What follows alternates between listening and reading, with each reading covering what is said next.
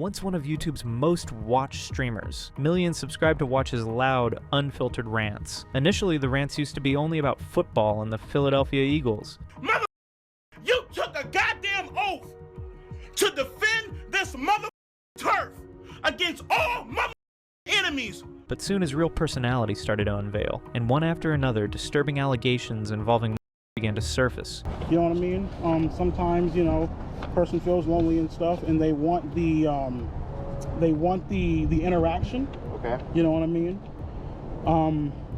That's pretty much what had happened. He brushed them off as jokes or just another attempt to cancel him, but not everyone believed him. Instead of arguing online, one group decided to test his claims themselves. You know what? I've been following for a long time, and you know what? I said, you know what? He probably made a mistake, and you know, there are some attention-seeking ones, but this is damning. What happened next wasn't just another internet drama. It became one of the most infamous predator stings YouTube has ever seen. This is not the only thing that came out about EDP445, and this was certainly not the only time he was found guilty. A series of events followed before this major expose. This tells us that this is not a one-time mistake, it was a pattern. He is famously known online as EDP445, who was once a beloved internet figure. People liked him for his humor and devotion to the Philadelphia Eagles, an American football team. Yes, you heard that right. This YouTuber earned fame through his long rants and reactions to Philadelphia Eagles games. Little did he know that his hard-earned fame would turn everything upside down. On July 8th, 2020, disturbing messages were leaked from EDP445's Instagram, revealing inappropriate conversations with a girl. He was caught asking for the teen girl's, to which he responded, If you honestly believe that I'm a mother now. EDP admitted that he was in those messages, yet he claimed that doesn't make him a PDF. Was that my voice in the voice clips? Yeah. Am I a now? No. To this explanation, people thought that maybe he just tried to make a harmless joke, but the critics weren't satisfied. The story gets progressively uglier as it goes on. This is the story of EDP445, the sick mind that destroyed not only the lives of many but also his own career. EDP445, originally known as Bryant Moreland, was born in Bakersfield, California on December 15, 1990. This makes him a 35-year-old man. Speaking of his love for the Philadelphia Eagles, it is worth mentioning that Bryant lived in California. Even then, he had an unexplained affection and support for PE. As he grew up, his passion for the team started showing up more and more. Let the mother march back. Jim Schwartz ain't sending no mother pressure. At his peak, he was more than just a meme. Bryant started YouTube in 2010. Initially, his content was random, but it soon changed to rant-style videos focused on PE, vlogs, and Q&A sessions. His videos were typically aggressive and filled with crash-outs, often featuring him yelling into the camera. It didn't take long until his Eagles rants started going viral and his followers list bloomed. His loyalty towards football attracted a lot of audience to his page, but as soon as he grew an audience, the content shifted towards his personal life stories, which was definitely not what people followed him for. He started off his YouTube page with the weird but catchy name, Eat Dat 445, which already was an inappropriate start. Despite the unusual name, Bryant's channel would later touch on more personal parts of his life. Bryant has never really talked much about his family, but on April 19, 2021, he uploaded a video with the title 5 Years Since Her Passing, where he talked about his late mother. She wouldn't be around to see me get married, you know, and you know, I just felt like, you know, I just wanted to come on here and share that with you guys, you know what I mean? Since you know, you guys know me, I'm an open book. I love sharing. Fast forward to 2017, Bryant had his biggest mainstream appearances when he was featured in the football documentary Maybe Next Year, which follows some of the most passionate Philadelphia Eagles fans during the team's historic 2017 to 2018 Super Bowl winning season.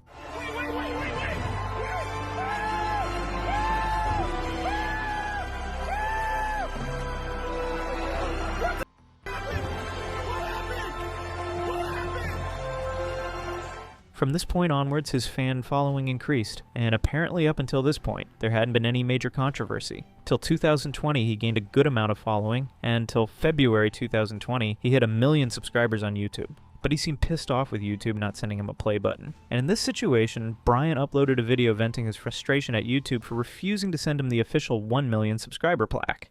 I might not get my gold play button. He's all like, what the f? He's all like, why? What's going on? I'm looking like, well, you know, I don't match criteria, and I'm not a ass coward mother.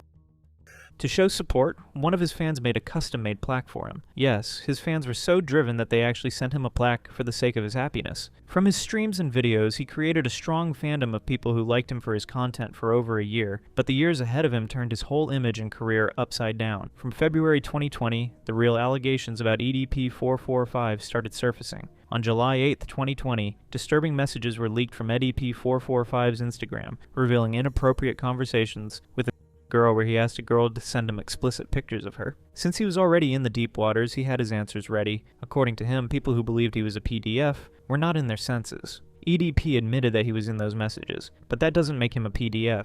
Was that my voice in the voice clips? Yeah. Am I a No.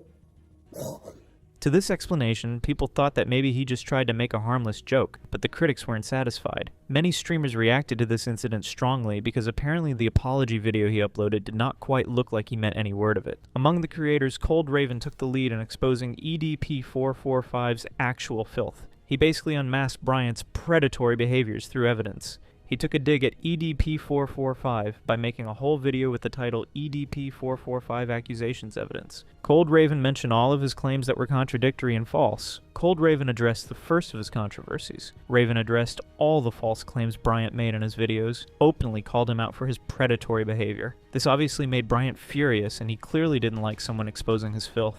What are my thoughts on Cold Raven? I'm done with it. It's over. I put that mother in his place, dude. He's done.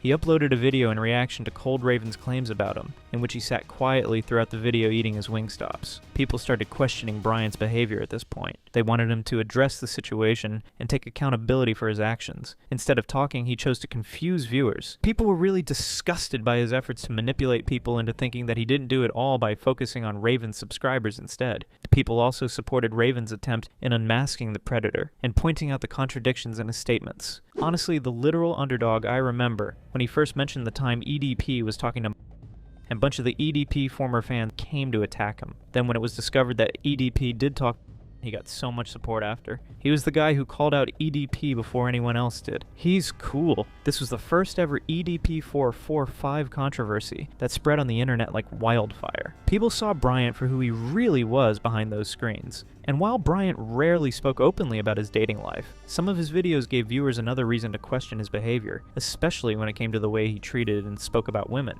Bryant hasn't really spoken about his dating life on the internet, but a few of his videos showed his problematic and hateful behavior towards women. He has uploaded a video of him complaining about the whole dating scene, to which people reacted very strongly. Pulling on these mother dating sites, you know what I mean? First off, let's get mother something straight right here, right the now. Women, you do not join a mother dating website, my to make friends, right? You don't join a mother dating site, my to mingle. Oh my God, let's go out, let's go dancing, oh my God. He was constantly using very inappropriate words about a girl and apparently complaining about the $100 meal, which is ridiculous because a man who is earning from the internet looks very petty, complaining about a $100 meal. Was it just the meal or his ingrained hatred for women, which in future his actions confirmed? She enjoys fine dining. She wants to go to this one restaurant called Texas de Brazil. It's an all-you-can-eat buffet. It's $100 a plate. I'm like, who in the is spending $100 a goddamn plate? To make everything even crazier, a person on Twitter goes by the name Attorney Kate Whitmore, who was openly threatening people with legal action against them if they said anything about Bryant. Oddly enough, people think that this is Bryant from his other accounts. Hello, dear users of X, please do keep in mind that there are no legal rulings against my client proving him as a predator. Please do keep in mind that accusing my client of being a predator is legally classified as defamation, and my client will pursue legal action. Hello, this is Attorney Kate Whitmore. My client, who goes by the alias EDP445 online, requests you take down all the videos on him. You called him a predator, which qualifies as defamation, as there are no legal rulings proving my client is a predator. If you don't, we will go to court. His doubtful and weird behavior made people believe that he would do anything to protect his name and fame on the internet. But following these little controversies, something unimaginable happened which revealed more about EDP445 On the 18th of April 2021, an Instagram account by the name Predator Poachers did something out of the ordinary. This page is run by Czech Goldstein, whose main aim is to expose PDFs and infamous people inappropriately luring. PP posted an image of Bryant, followed by leaked direct messages between him and their decoy posing as a 13-year-old girl, and I'm it. So pretty much I stick my inside of here, and it's supposed to feel like... I doubt it, but it feels amazing. The sting operation took place in Bakersfield, California, where Predator Poachers confronted Bryant. The decoy group communicated with EDP445 online, and he agreed to meet up under the impression that he was talking to a... They caught him on camera in a parking lot as he arrived at the designated meeting spot, then showed him something he probably never expected to see, a stack of printed messages. They had screenshots of 84 messages between Bryant and someone he believed was a girl. Around the 6:20 mark, one of the group members approached EDP445, handed him the stack of papers, and asked him a simple question: why were you there? Bryant's answer to that was that he was just there to pick up a cupcake and head home. He insisted that nothing intimate was supposed to happen, but then came the obvious problem. If that was really all he intended to do, why had he been messaging a and why was he trying to meet her in person? When the group pushed him on this, Bryant offered another explanation. I did not know how old she was, and that's the truth, bro. Her name was Lucy, right? Was it? I'm not sure. I believe so. I remember it because I have that screenshot somewhere on my phone. Okay, I did not know how old she was, dude.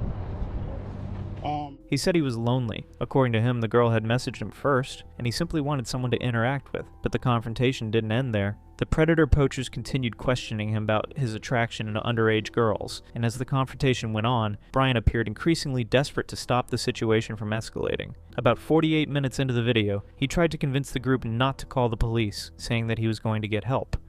Please don't, man. Why not? How about you call the cops? You call the cops. You want help? Call the cops. You should call the cops. Go ahead. Please don't. Dude, listen, like, you need to go to jail, man. Hey, he's using my phone to record. Can you call him? Dude, please. You call him. You call him. Call the cops. Explain what's going on. Explain to the cops what you're doing here, why you came out, and what you did.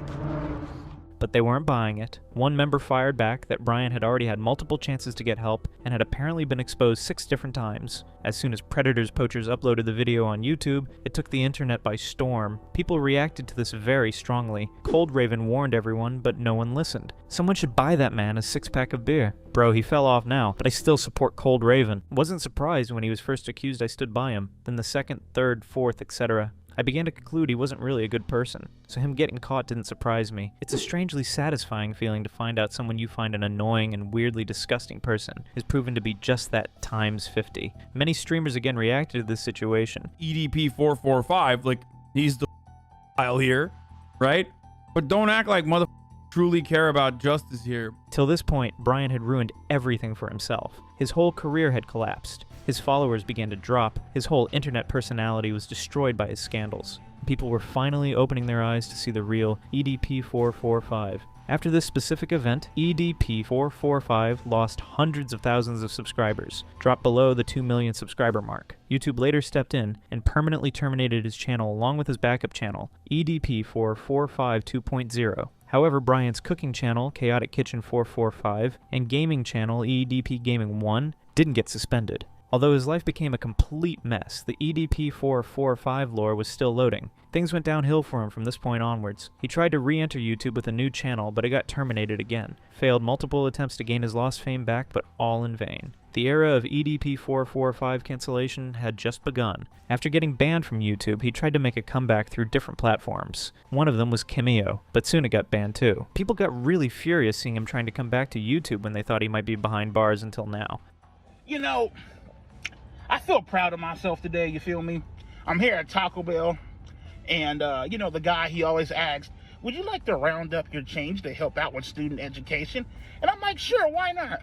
Thank you, you're so awesome. Thank you for helping the kids. I'm like, shit, man. I mean, hey, as long as I can do my part to help out the little, I'm more than happy to help. But very clearly he wasn't getting back the fame he had lost. Fast forward, in October 2021, few people saw him driving for Lyfts, Grubhub, and Uber Eats after he successfully failed to get back to YouTube. And things got so bad for him that he tried to legally change his name so that people could no longer identify him. He even tried selling off his possessions like his car and YouTube play button. I just want to let you guys know I'm also selling my original YouTube plaque from back up in the day. Somebody bought the plaque for when I hit 100K on my backup channel, so I'll be shipping that out soon. More. When he tried streaming again like the old days, he was severely trolled by the people who watched him. After almost every failed attempt in getting back to the internet and getting a job, Bryant decided that he should do more, and consequently, in July 2023, he released an apology video which seemed less like an apology video and more like a, I want to revive my career on the internet. So, again, I take full responsibility, full accountability for what happened a few years ago. After getting banned from like almost every platform, he tried to clean the dirt from his name. He mentioned that the cupcake incident was staged, but people didn't clearly buy it. In the following year, he did something horrible again, which further proved he hadn't changed a bit. In September 2023, a content creator, Jaden, teamed up with a predator hunter, exposing EDP445 to another filthy act. But this time he was talking to an actual and sending her inappropriate pictures of himself. In 4K, trying to meet a 13-year-old, and I'm not talking to you. Why? Really, my bullshit, man, that y'all pulling right now? Well, Brian, I just want to know, why do you think we're here? Man, that's what I think. If you could guess, Brian, why do you think we're here? Could you answer me that, Bryant? Bryant, don't be like this. After getting chat logs and statements that the mother of a 15-year-old had reportedly provided to police, Gideon and Skeeter Jean decided to work together on another sting operation. The plan eventually led them to EDP445, whom they came across near a medical or dialysis appointment. He believed he was meeting up, but instead he found himself face to face with the people confronting him. And Gideon wasn't about to let the moment pass without bringing up EDP445's past, dressed up in a cupcake costume himself. This made the situation hilarious. During the confrontation, he referenced the infamous cupcake excuse from EDP445's first major exposure years earlier, this time while confronting him over the new evidence they had obtained. EDP445 denied the allegations on camera, insisting that the entire situation had been staged simply to generate views and attention online. But the situation didn't end there. The chat logs and statements from the new investigation were reportedly handed over to law enforcement, putting the allegations back in the hands of authorities. And online, the confrontation once again triggered the backlash against the EDP445, bringing his previous controversies back into the spotlight, and once again turning him into the center of internet outrage. When Gideon was asked about this situation, he said that he did this as an attempt to get him arrested now, because a couple of years ago, he was caught but with no repercussions. You got some more drama with some... Eat that 445. That's his name? That's his name. Back in 2021, he got caught up trying to meet a girl, and he was like, I just came here for a cupcake. Oh, I was actually coming out here to pick up a cupcake. First time he got caught, no criminal repercussions happened. The new investigation that we did, he actually talked to a girl. And her mother, they gave a statement, gave all the chat logs to the police. Is he in jail now, or? We're waiting for the police to do their thing. I really hope this is the one that like gets him locked up. He was like waiting for her to turn 16. He was gonna try to fly her out so 16. He could give her birthday. But in Nevada, 16's legal. He's not a smart person. Did it feel weird that you took down somebody you used to look up to? Maybe if it was the first go around, yeah, but like the fact that I already knew what he was about going into this one, it was just like, when are you gonna learn your lesson, old man? So this was another attempt by the people to finally put an end to his filthy game. After all of this chaos and drama, he still didn't stop, but instead went on to upload a video in 2024 of him apologizing for the things he did with the title, Mistakes Were Made. I'm here to explain to you where I was at in my headspace a few years ago. You know what I mean? The only thing that you can do as a human being when you make a mistake to this magnitude is to take responsibility for your actions, take accountability for your actions. Honestly, till this point, people were already aware of his games and sick and tired of his fake apologies. Definition of a non-apology and having zero self-awareness or accountability. This guy is a complete failure. It was like he was trying every other year to bring back his lost reputation, but failed miserably every time by doing something even more horrible. And by 2024, he was almost gone from the internet. People weren't falling for any of his crappy tactics. Finally, after years of embarrassing himself, he made a comeback again in 2025 with a new channel, but with the same style, vulgar tone, and crash outs. This just proves some people never change. The dynamite chicken from Panda Express, bro. I swear to God, bro. Like, I just had that Took 2 bites in the car, bro. To make things even worse, there's now a whole documentary dedicated to the crimes this insufferable man committed coming out, by the name The Sick Mind of EDP445, directed by Mike Klum. Many streamers reacted to this, one of whom is Moist Critical, who posted a video titled The EDP Documentary is Crazy. A few years ago, Mike Klum came out of nowhere from the top turnbuckle, delivering a flying elbow drop that no one was expecting.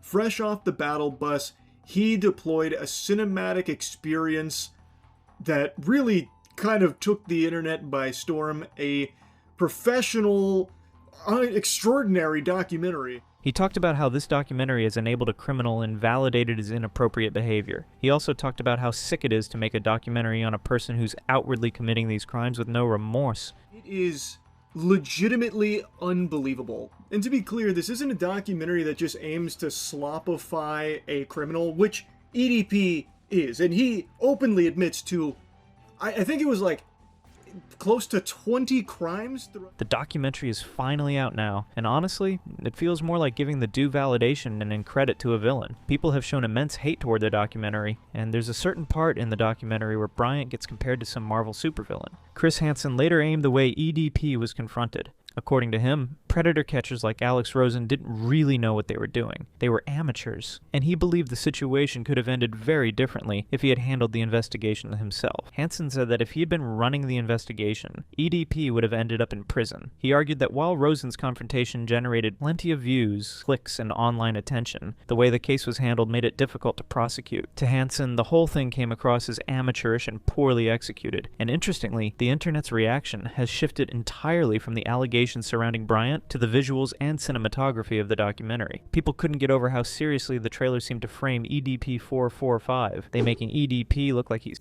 a universal level threat. Bro, I'm crying. What the is this evil-ass supervillain intro, and the comparisons only got more ridiculous from there. Some viewers said the opening felt like something straight out of Marvel or Star Wars, while others compared it to Five Nights at Freddy's. One particularly popular comment even renamed the documentary Offender's Endgame. Someone else joked that Bryant had been introduced like Thanos, while another described the whole thing as something out of a fever dream. EDP participating in his own Expo's documentary feels like something out of a fever dream. The reactions were funny, but they also highlighted just how dramatically the trailer presented Bryant. That was a stark contrast to how his online career had originally taken off. He had built an audience of more than 2 million YouTube subscribers with profanity-heavy sports commentary and comedy videos, many of them centered around his obsession with the Philadelphia Eagles. The whole documentary has yet again shaken the internet, and people are clearly not very pleased with it. Some have mentioned the fact that they were embarrassed they even watched him for years, while for others it was really hard to watch a PDF being validated. At this point, he should be behind bars instead of in a documentary. This documentary is insane. Chris Chan is somehow in here. The most shocking part about the documentary is EDP445 committing all the crimes by himself, whereas he should be in jail for those. I am not joking when I say 2 seconds into this documentary, my jaw fell on the floor and it stayed there for the entire thing. How the director Mike Klum got him to participate in this film as though he was making the documentary baffles my mind. This guy admits to so many crimes in this documentary, and it is insane that he is not in jail. But the documentary doesn't stop there. It also takes a closer look at EDP445's personal relationships and the people in his life. At this point in the documentary, we get a glimpse into a completely different part of Bryant Moreland's life. According to the documentary, Bryant was once in a relationship with a 42-year-old woman, Marissa. By then, the focus briefly moves away from the allegations and toward the personal life Bryant has built outside of the controversy. When Bryant introduces Marissa, he speaks about her affectionately. He says meeting her felt like he had finally hit the jackpot before introducing her as his girlfriend. He then explains what drew him to her in the first place. According to Bryant, Marissa is thoughtful, considerate, and funny. He says she regularly checks in on him, thinks about how he's doing, and makes an effort to show that she cares. I've finally hit the jackpot, and I would like to introduce my beautiful girlfriend, Marissa.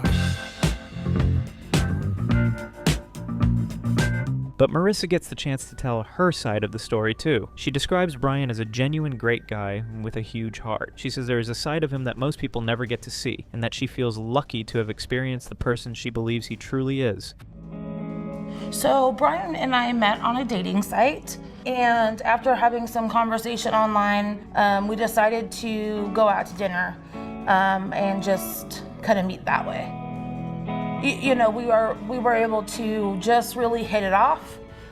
We compliment each other a great deal, and we just have a lot of great time together. He's a genuine, great guy. He really is. He really has a huge heart. For the documentary, the exchange offers a noticeably different perspective on Bryant. Instead of focusing on the controversies surrounding his online history, the conversation gives viewers a look at how the person closest to him says she sees him, and how their relationship fits into his life away from the internet. I would like to introduce my beautiful girlfriend, Marissa. Wait, he has a girlfriend? Oh, snaps. He got him a girlfriend.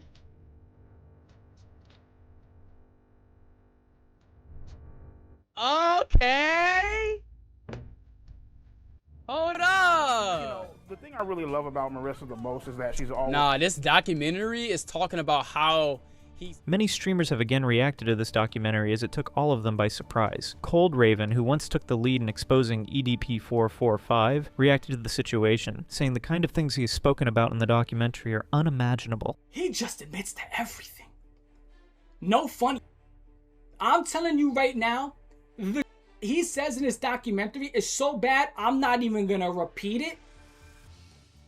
I'm not gonna paraphrase it.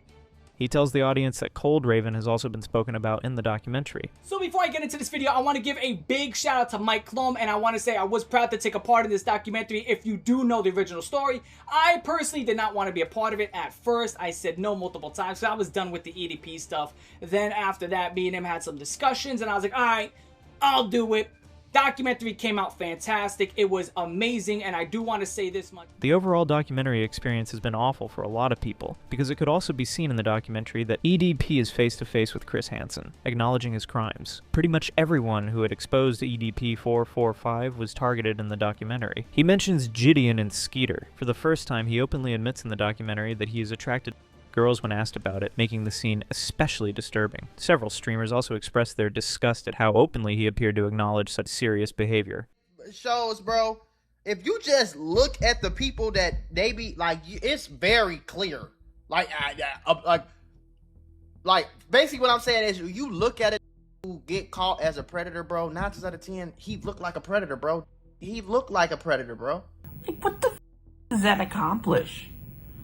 Oh, they're bad because they didn't do their investigation perfectly, and, you know, if I did it, blah, blah, blah, blah, blah, why didn't you do an investigation, you The documentary features the actual victim of EDP. She mentions how EDP slid into her DMs through a Gideon Discord, who later did a sting operation on him. She replied to him casually, not knowing about his ill intentions. In June 2023, I received an Instagram DM from EDP445, otherwise known as Bryant. I first replied to EDP because I always reply to anyone who messages me, and sooner rather than later, he started sending very flirtatious messages. As the documentary came out, people started criticizing Gideon for using an actual prove the EDP445 game, where he could have just used a decoy. The girl mentioned that she was terrified to stop talking to him because he mentioned he would her if she did so. The girl further mentioned that she felt more like a victim of Gideon because he forced her to keep on messaging EDP445. Penguin Zero has also reacted very strongly to it, saying, why doesn't a criminal admitting to his crimes lead to an investigation? Why haven't the authorities intervened in this matter till now?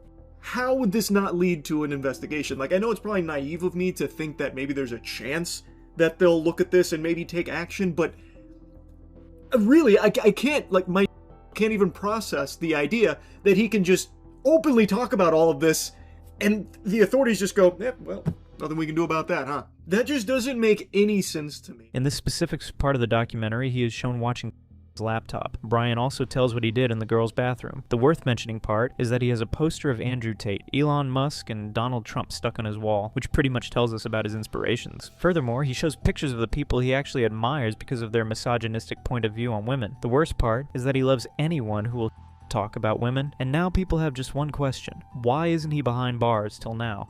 It wasn't prosecutable, it didn't lead to EDP's arrest, and that's an issue. It should have gone to authorities instead of being turned solely into content. It's not like a good look there that people were thinking that this documentary was going to be, you know, making it look amazing or anything. It doesn't. The situation gets even worse when he's asked about how he got caught but got away, to which he responds that God intervened to save him from Kayla and Gideon's master plan. This makes us question his audacity in openly committing a crime, and then to cope with it, he mentions that he was trapped. Me personally, I feel like the reason why they didn't do anything is because I feel like, you know, God sees all, right? He sees my mistakes. Obviously, I've been punished by him. Others have been punished by him and stuff. I feel like he saw Kayla and Gideon's master plan, and so therefore he intervened and saved my once the end. You know what I mean? He also mentions that he's been diagnosed with stage 5 kidney failure, which means that if he misses any dialysis, he might just die. I got diagnosed with end-stage kidney failure, which is like stage 5.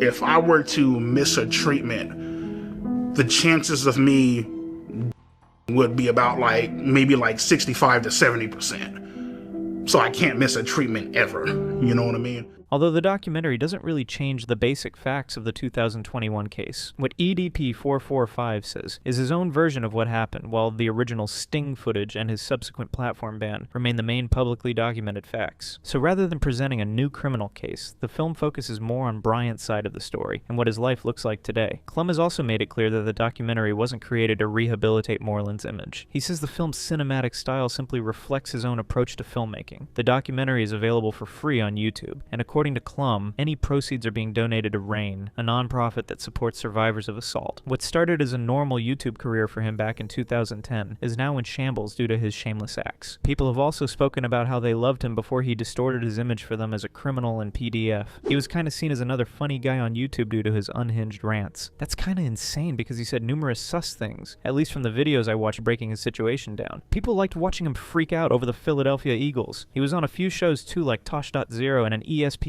broadcast when Chip Kelly Q, coach for the Eagles, got fired. Bryant Moreland's journey took a dramatic turn from a beloved internet meme to a widely condemned figure following his fall from grace. This also serves as a message for all those committing heinous crimes, thinking they will never be caught. His downfall became the most talked about on the internet, and if we think this is the end of EDP445, well, we may be wrong because every year he comes up with something more shocking than before.